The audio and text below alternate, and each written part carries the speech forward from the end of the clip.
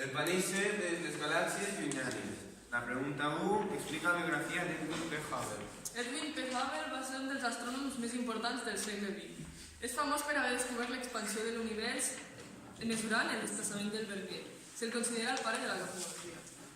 La segona pregunta, quines magnituds relaciona la llei de Hubble?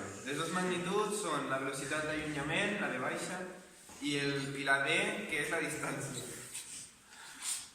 Tercera pregunta, què és l'expansió de l'univers?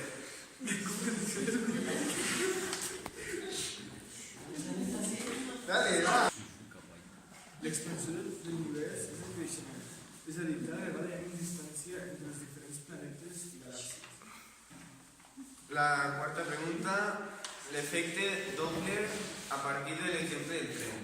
L'efecte Doppler que es treballa és l'aproximació d'un tren que fa sonar el xiulet i contra més s'acosta és el més agut que fa i contra més s'allunya és més greu, però la tonalitat d'aquest so és el mateix sempre. La cinquena pregunta, la galàxia més llunyana l'ha descobert el telescopi espacial Hubble. El seu nom és UDF i molts números. Quant tarda la seva llum en arribar a la Terra? 13,2 milions 13,2 mil milions d'anys llum. Pregunta 6.